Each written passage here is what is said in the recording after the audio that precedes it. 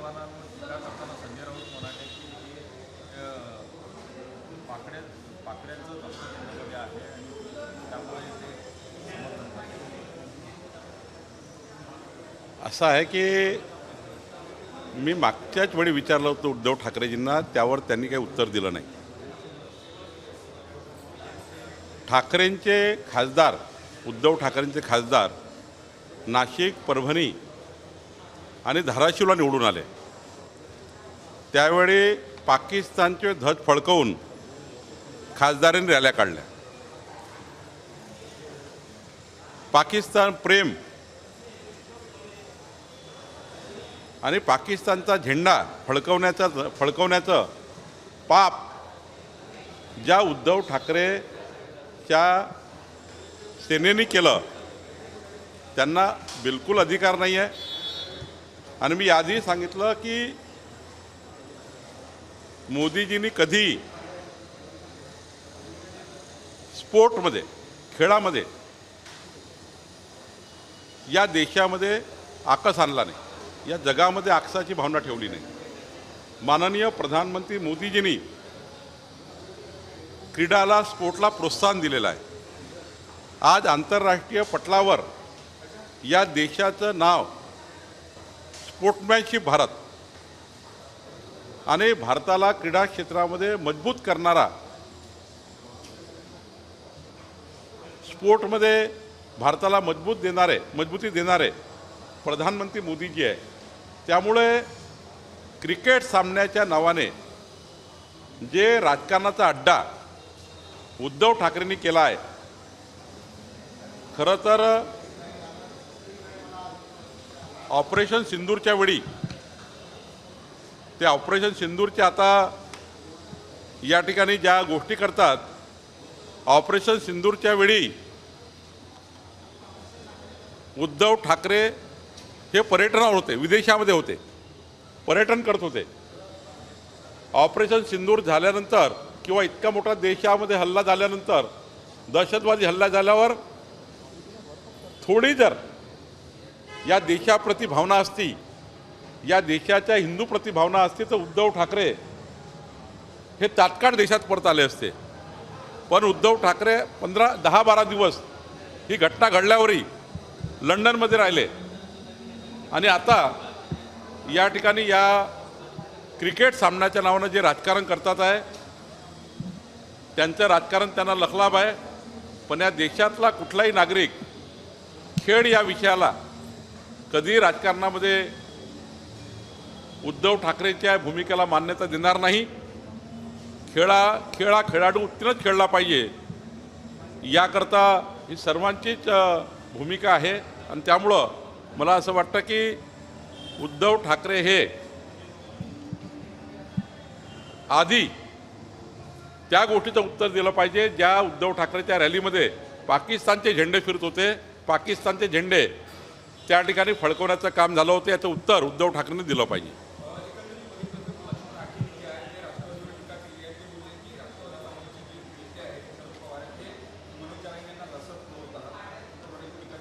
नाही, त्यांच्याकडे काही माहिती लक्ष्मण हाकेकडे आहे हे मला माहिती नाही।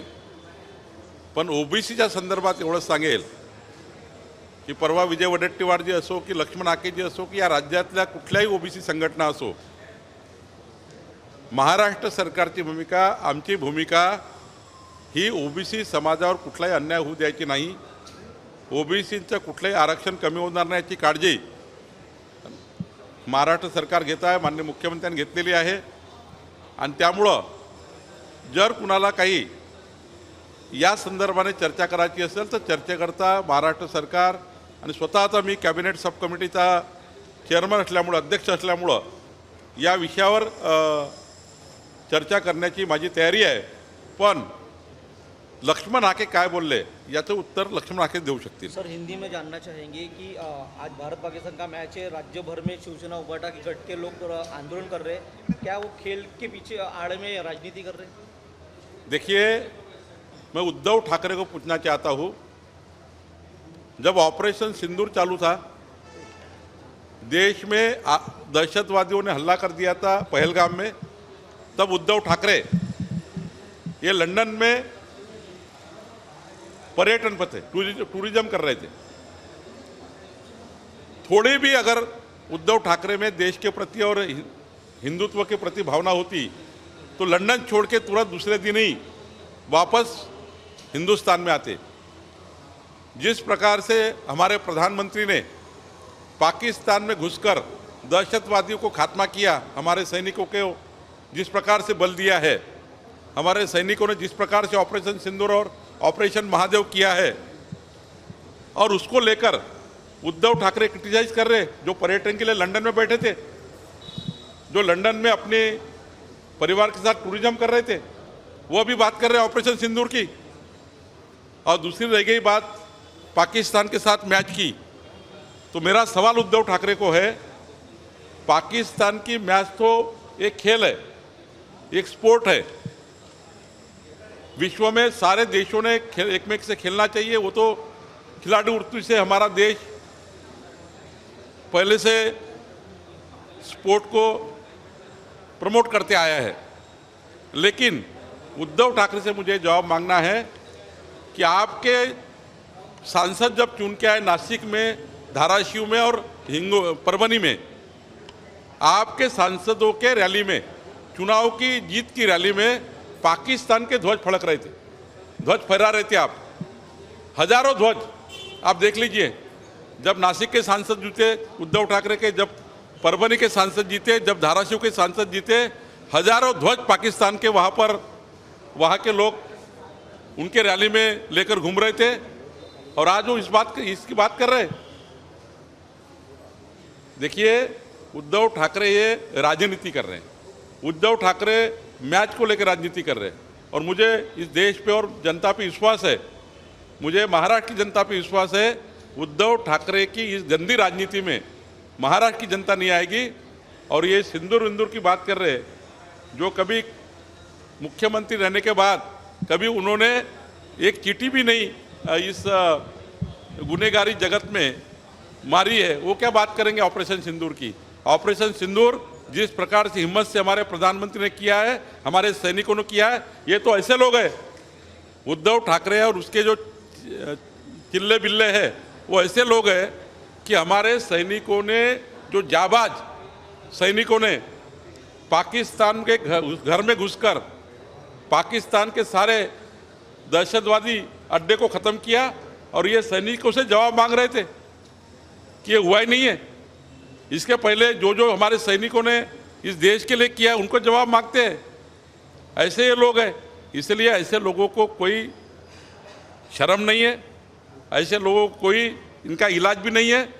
ये सैनिकों को क्रिटिसाइज करते हैं, ये प्रधानमंत्री को क्रिटिसाइज करते हैं, इस देश की सुरक्षा को लेकर क्रिटिसाइज करते हैं, हमारे हिंदुस्तान के लोगों को जिस प्रकार से हमारी सरकार मजबूत कर रही है और हमारे सरकार ने जिस प्रकार से काम किया, हमारे प्रधानमंत्री ने काम किया है, उसको क्रिटिसाइज करने का काम। और खेल की, इस खेल जगत को राजनीति का अड्डा बनाना चाहते हैं उद्धव ठाकरे। देश की और महाराष्ट्र की जनता कोई इसको जगह देगी नहीं। मुझे लगता है ये राजनीति उद्धव ठाकरे नहीं करे। भारत पाकिस्तान मैच को लेकर ओवैसी ने बीजेपी पर निशाना साधा है कि क्या पैसों की कीमत 26 नागरिकों की जान से ज़्यादा है। ओवैसी कब से सुधर गए हैं? ओवैसी ने क्या क्या किया है अब वो बताने का दिन नहीं है। लेकिन खेल की इस स्पोर्ट के लेकर जो राजनीति चल रही है वो ठीक नहीं है। खेल खेल के हिसाब से होना चाहिए, राजनीति के हिसाब से होना चाहिए। और देश में किसी ने टेढ़ी नज़र करके देखा, उसके आँख निकालने का काम भी होना चाहिए। हमारे सैनिक और हमारे प्रधानमंत्री कर रहे हैं।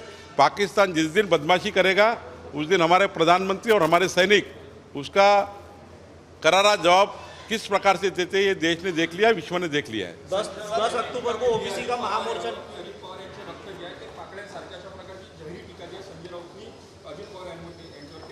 संजय राऊताच्या टीकेला देशामध्ये, महाराष्ट्रामध्ये कुठल्याही जनतेचा काहीही आता त्याच्यात रस नाही।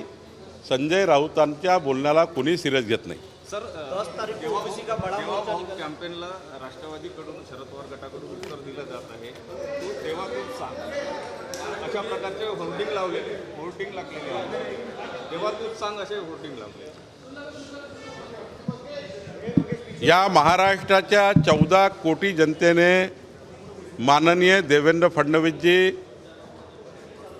यांना 51% वर मतं देऊन प्रेम व्यक्त केलं आहे.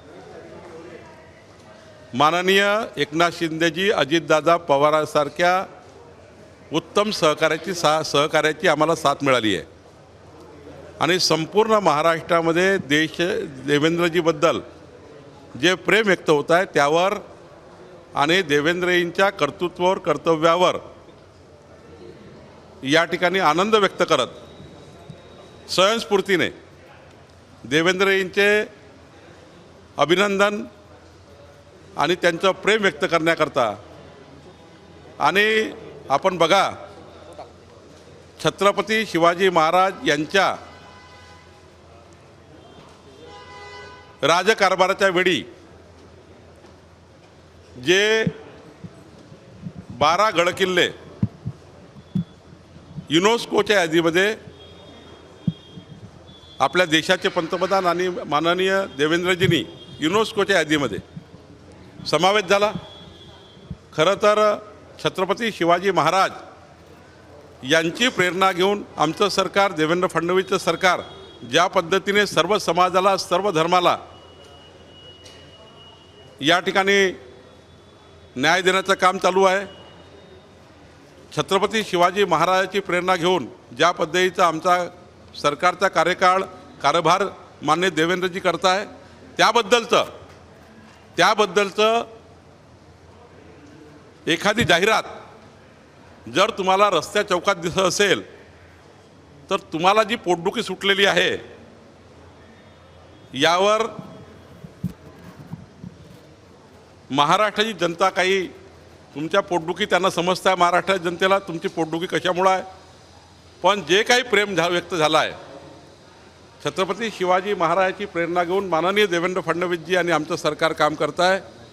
हेच त्या ॲडव्हर्टाईजमेंटचं, हेच त्या जाहिरातीचं तथ्य आहे, हेच त्या जाहिरातीमधून दिसतं आहे आणि हे जनतेने बघितलेलं, त्यावरनं तयार केलेलं, त्यावरनं त्या ठिकाणी त्या होर्डिंग्स किंवा त्या ठिकाणी जे पेपरमध्ये आहे, जे ॲड आल्या आहेत त्याबद्दल त्यांची टीका आहे.